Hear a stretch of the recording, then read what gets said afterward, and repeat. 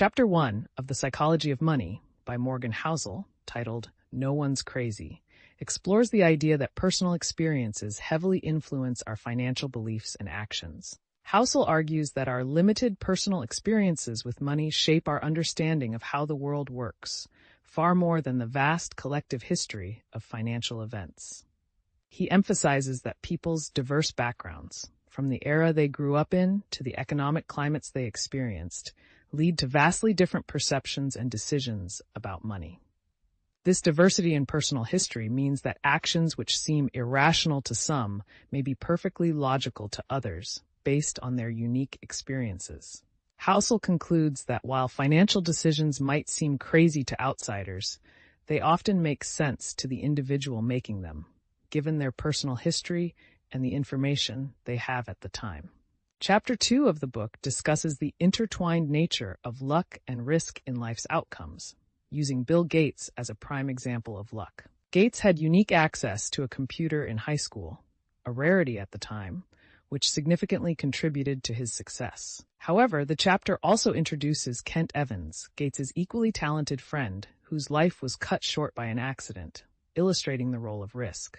The narrative emphasizes that outcomes are often a mix of effort, luck, and risk, urging a nuanced view when judging success and failure. It argues for recognizing the broader patterns over individual extreme cases and understanding that neither success nor failure is entirely within one's control.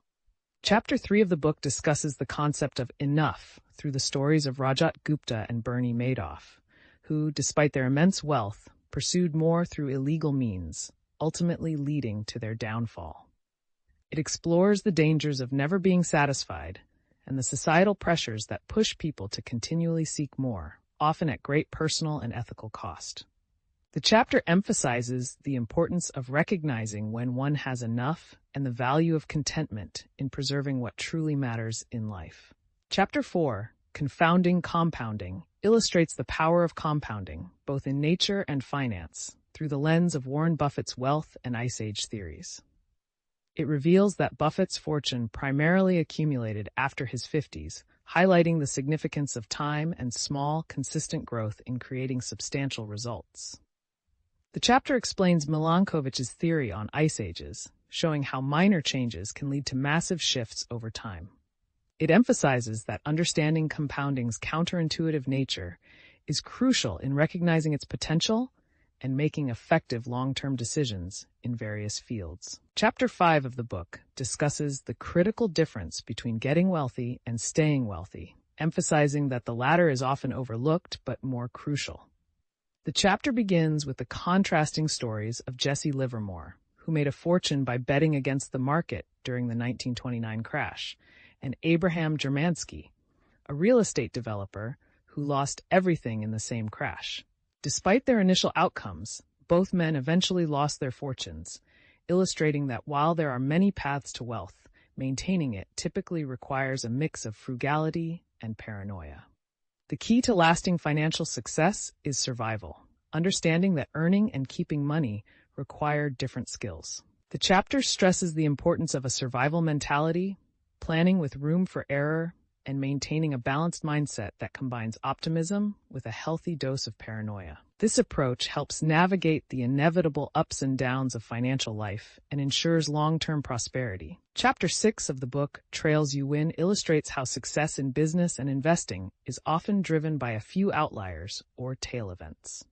It recounts stories of individuals like Heinz Berggruen, who became a successful art dealer by collecting vast quantities of art and waiting for a few pieces to become extremely valuable. The chapter also discusses how most ventures, including those by established companies, might fail, but a small percentage of successes can drive significant overall returns. This concept is echoed in various industries, from art dealing to venture capital, and even in personal investment strategies. The key takeaway is that it's normal for many things to fail, but the few that succeed can make a significant impact, demonstrating that being right only a fraction of the time can still lead to tremendous success.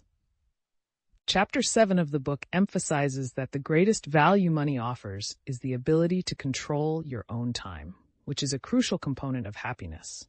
It discusses how personal autonomy and the freedom to choose what you do with your time are more significant predictors of well-being than material wealth. The chapter highlights stories and research underscoring the importance of having control over one's life and time, illustrating that while income and living standards have risen, happiness hasn't necessarily increased due to a decrease in personal time control. It concludes by emphasizing that life's most fulfilling aspects often relate to personal connections and experiences rather than financial success. Chapter 8 of the book discusses the paradox of seeking admiration through material possessions like expensive cars.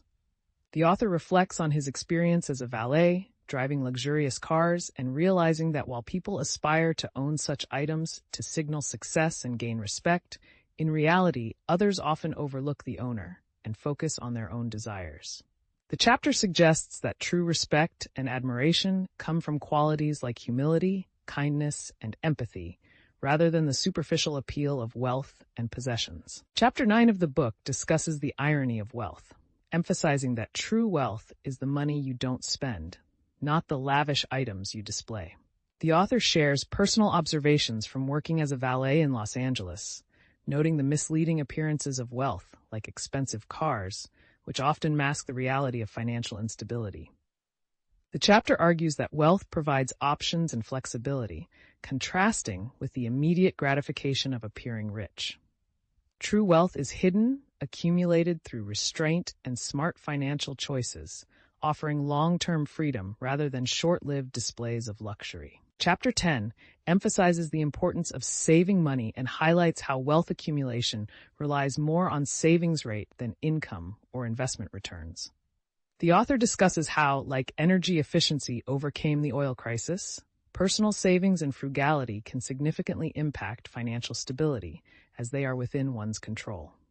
The narrative argues that saving money is not just about preparing for specific goals, but also about gaining flexibility, control over one's time, and preparedness for life's unpredictability. The chapter also touches on the diminishing value of intelligence in a hyper-connected world and the increasing importance of flexibility, positioning savings as a means to achieve that.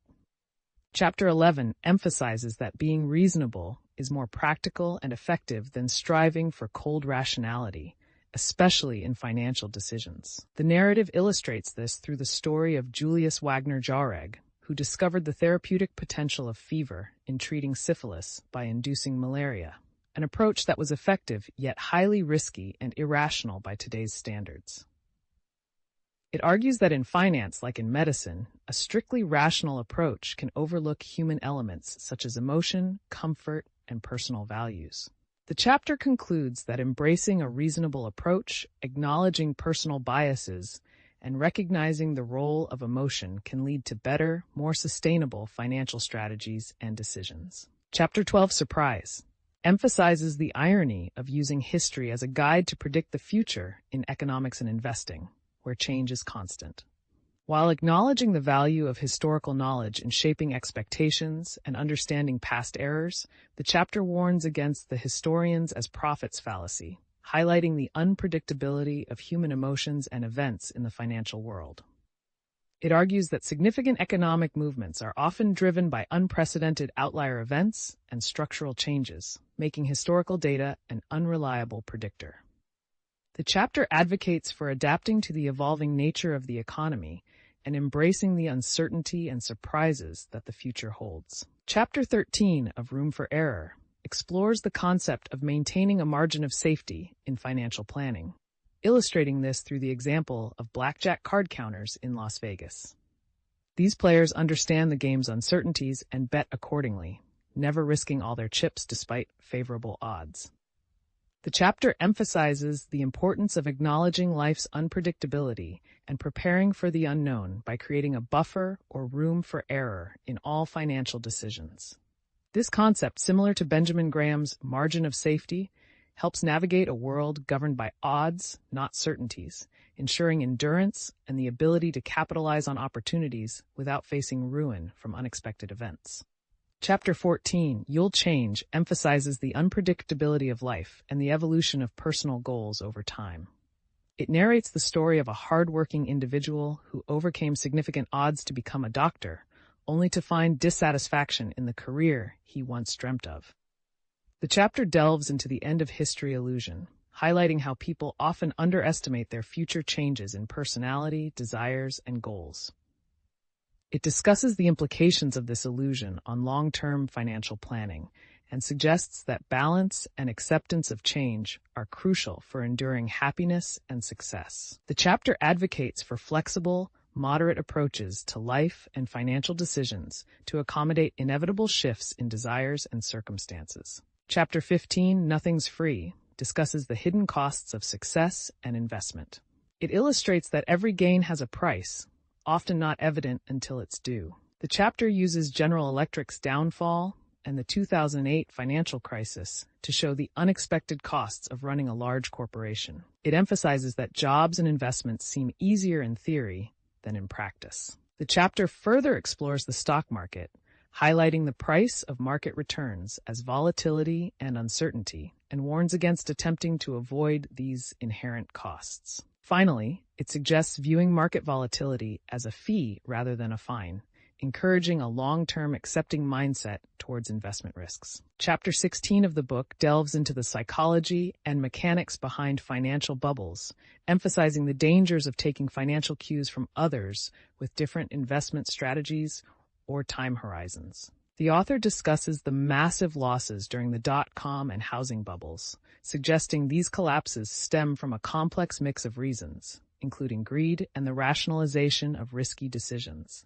The chapter argues that one overlooked cause of financial bubbles is investors taking cues from others playing a different investment game, leading to distorted market prices and eventually a crash.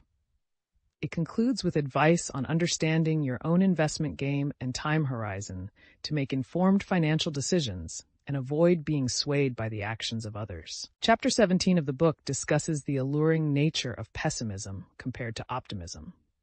While optimism is often seen as naive, pessimism is considered intellectually stimulating and realistic.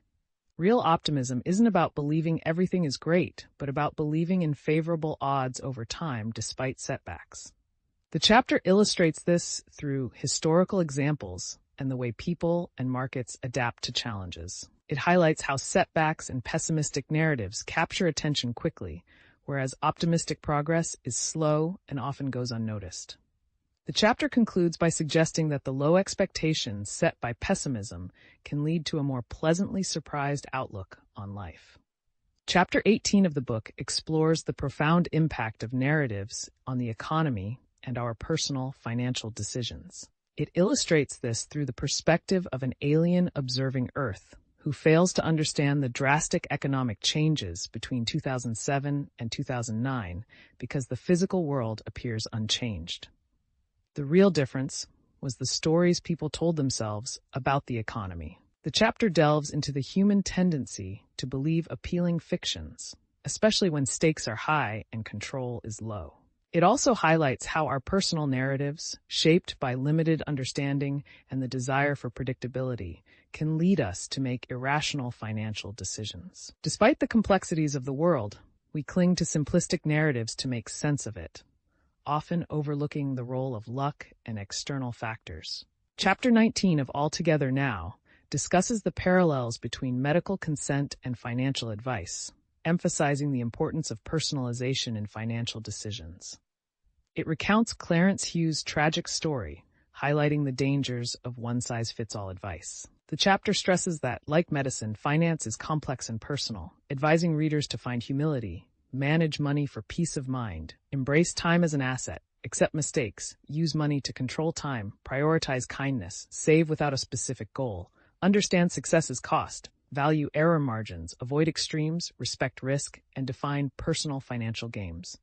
It concludes by acknowledging diverse financial strategies and preferences. Chapter 20 of The Psychology of Money discusses the real-life application of financial principles, focusing on the disparity between advice given and personal actions. The author, through examples like mutual fund managers and doctors, illustrates how personal choices often diverge from professional recommendations, emphasizing the subjective nature of financial and life decisions.